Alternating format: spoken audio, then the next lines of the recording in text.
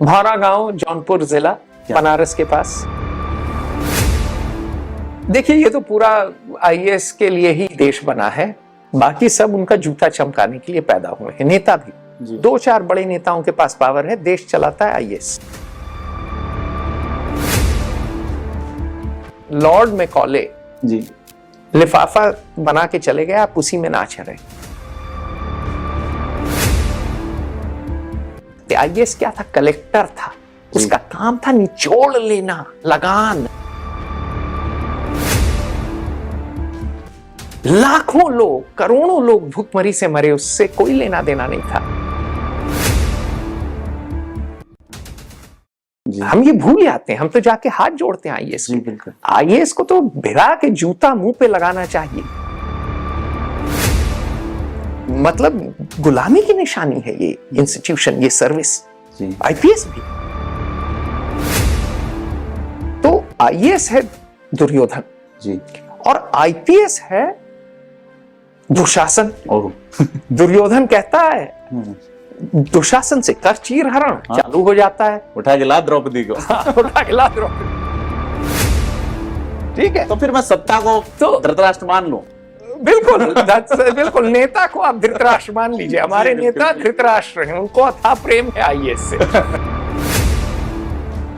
IAS क्या है? वो तो सीएम को, डीएम सीएम को जवाब देता है, उसको मतलब नहीं है जनता मरे।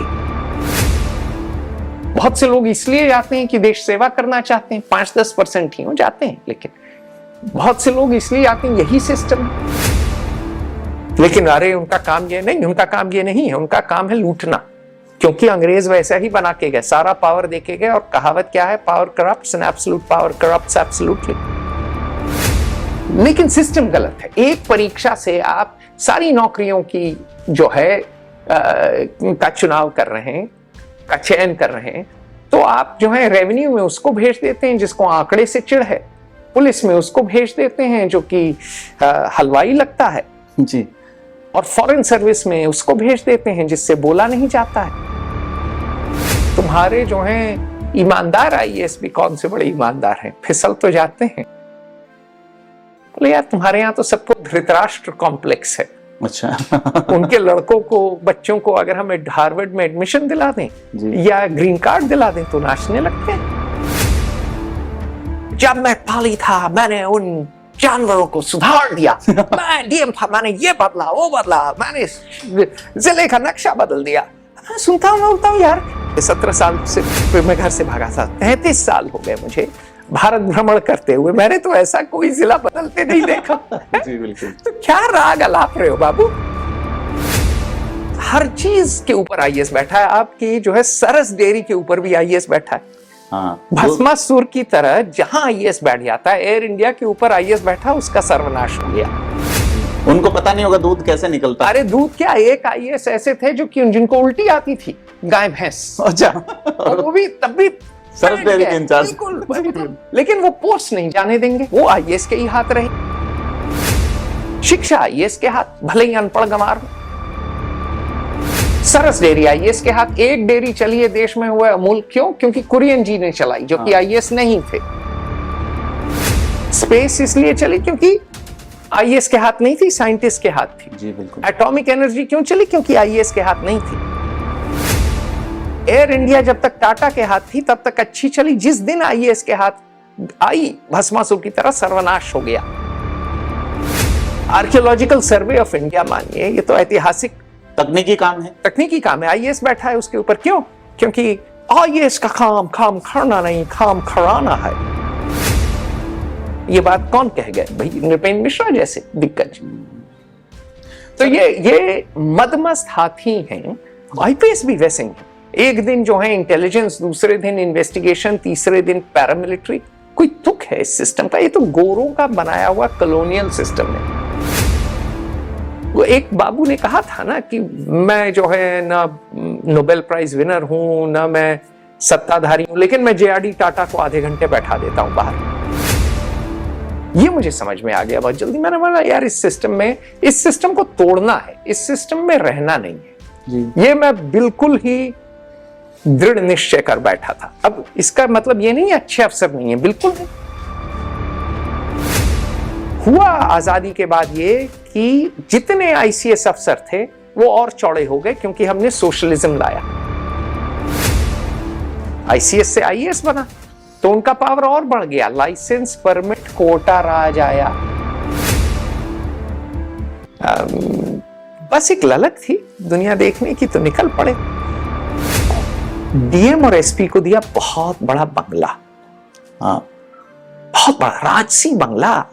देखिए, प्रेसिडेंट हाउस लाट साहब का घर था जी, इतना बड़ा बकिंगहम पैलेस नहीं। हाँ,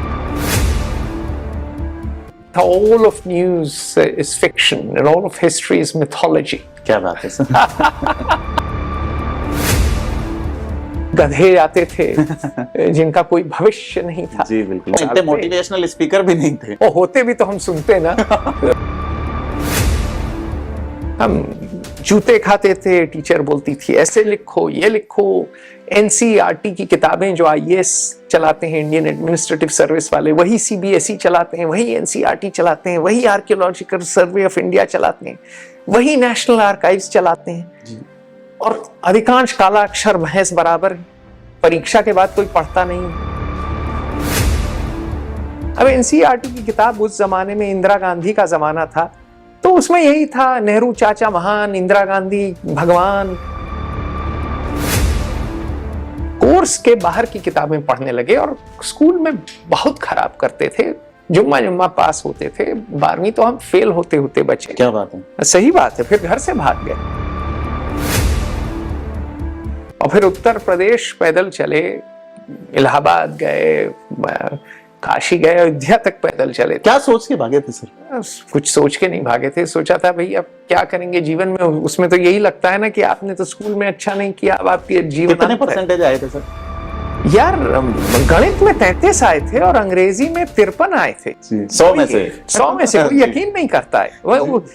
सोचो, बाद में हम ऑक्सफोर्ड गए और आज एक अंतरराष्ट्रीय पत्रिका चला रहे हैं, लेकिन 33 आए थे बाबू। और उस तरह निकल पड़े। तो फिर कहां से सूझा कि आईएएस बनना है या आईपीएस बनना है? देखिए, सो जाता था मैं, क्लास में सोता रहता था, फिर वही फेल होते होते बचता था, सोता रहता। मैं लोग क्या था, ये सब था, ये स्विट्जरलैंड का केक है, थोड़ा खाओ थोड़ा फेंको, बहुत मजा आएगा। हमारा सबसे बड़ा जीनियस तो शून्य में है। 1860 का Indian penal code Lord Macaulay का बिल्कुल गुलाम बनाने के लिए भारतवासियों को, 1861 का पुलिस एक्ट जो अब तक नहीं बदला है, जो मैं हमेशा कहता हूं गृह मंत्री जो है अफसरों से और के लोगों से कि साहब ये बदलिए। गुलामी चली आ रही है, मानसिक गुलामी। वही जो मैंने कहा ना, लिफाफा जो लॉर्ड मैकॉले आपका बना के गए, उसके अंदर से निकलिए साहब, उसके बाहर निकलिए। एक बहुत बड़ी दुनिया है।